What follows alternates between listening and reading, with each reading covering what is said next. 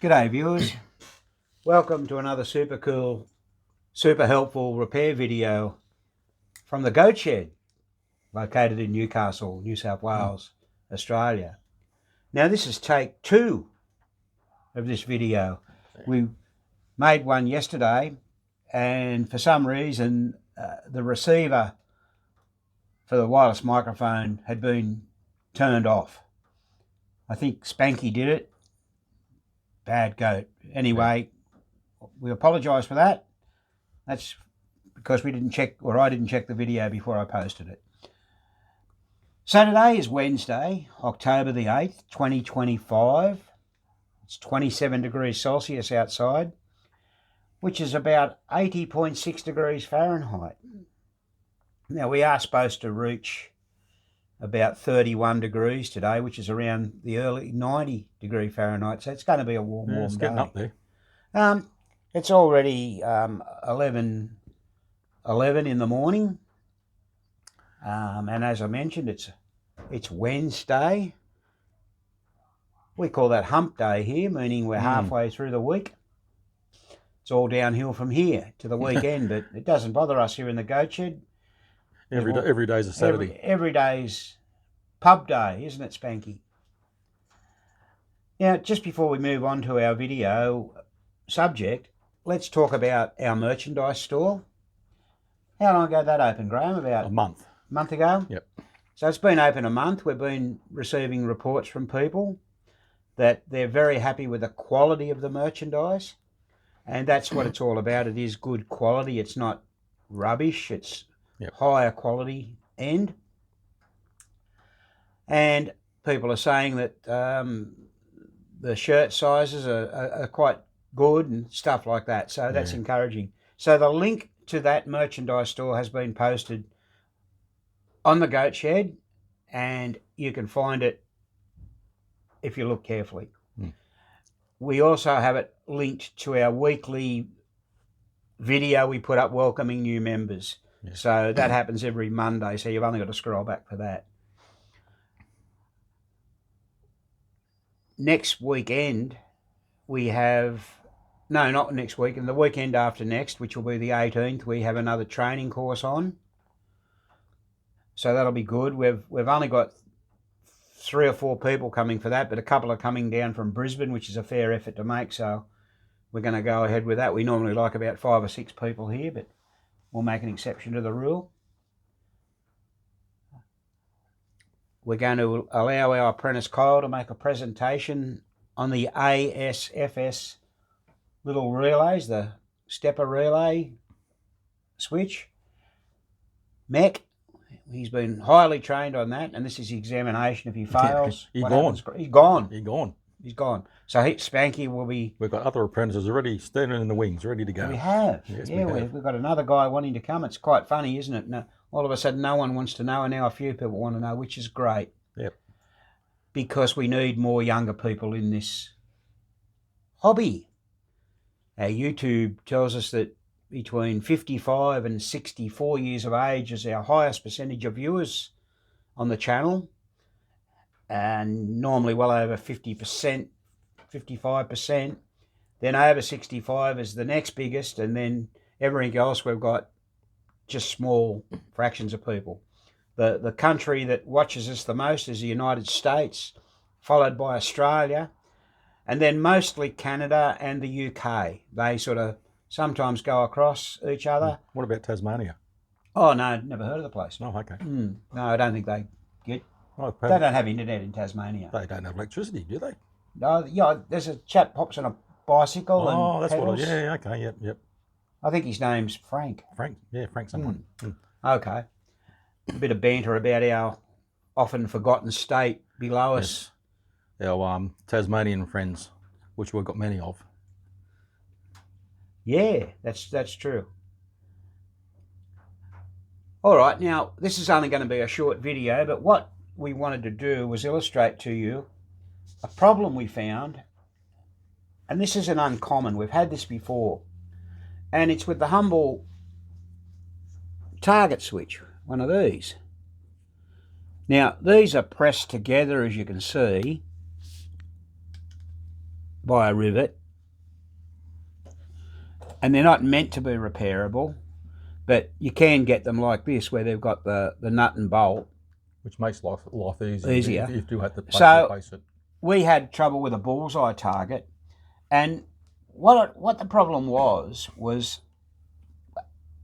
well, first of all, we checked and cleaned the gap of the switch and everything, and that didn't work. This isn't the target, by the way. This is another one. The one that we done was exactly the same, except exactly the same. The face was different. So we thought we'd fixed it, and then it played up again. So the situation was you'd hit it, and it was 50 points when unlit, and 500 when lit, and it didn't matter whether it was lit or unlit. It was failing to score. And we noticed it. You pressed it in really hard, and it would score. Now, we took it out of circuit and sat it on the bench like this and put a multimeter on it. And we found the switch had an extremely high resistance. Now, I'm going to illustrate that to you by fudging it, but we'll do it so you can have a little look. You should aim for what they call zero resistance, but look, that doesn't happen on a second-hand switch.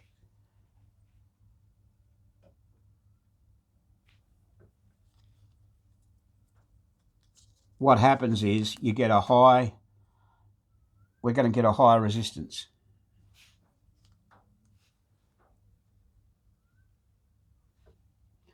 Now, I'm just going to get this out and show you. It takes me a moment to set this up because I'm going to put a piece of paper in there. That's it.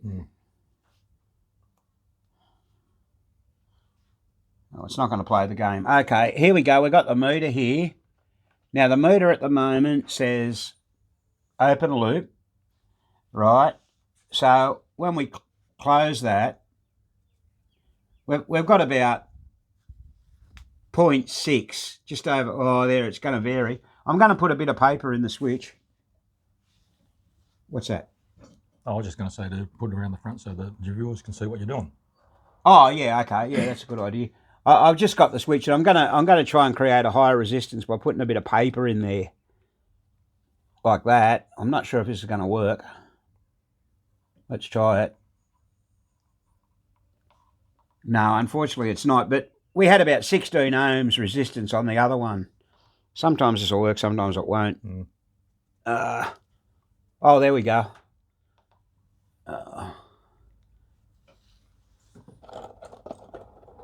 Just a bad connection. There you go. See that? See how that meter, look at that. That's a really high resistance. Yeah. Now, if I take that piece of paper out and pretend I clean that switch, you should only have that 0.5, 0.6 again. That's acceptable. Now, why the switch gave such a high resistance was because of this. The switch itself is made up of all the little wafers, and this is the back of the switchblade I'm pointing to here. That touches the metal frame and goes through to the wafer. I think you can see that, can you? Yeah, there you go. You should be able to see that. And then we've got the other part of the switch up here. And there's a little jumper thing here. It's very hard to see. Hang on. Between the switch, like it's just there. I'm on the edge of it now. I think you can see that. We drilled that rivets out, pulled the switch apart, cleaned all the metal up, put it all back together again. There was a bit of corrosion on the metal down here. Not a bit, quite a bit of corrosion. Yeah. That was what was giving us our high resistance. Once we cleaned it up, we achieved the desired result, yeah. What I'll do, I'm just going to pop a Dremel down this and we'll see if it makes any difference. For those of you that haven't seen this little trick, you can get your Dremel tool, turn it on, run it at a low speed, just pop it down there, clean the switch. So you can sort of see the switch is nice and clean. Also check for spinning pads as well. Yeah, I was just about to add that. Yeah, that's exactly. That can be another fault. You can get a spinning contact pad, and that will give you a similar circumstance. And you can repair that just by putting a dab of solder on the back of the switch, if need be. Whoops. Now there you go. Close that. It really has made very little difference. But that's, oh, there you go, half an ohm. Yeah. 0.5. And it's going down a little bit further. Yeah.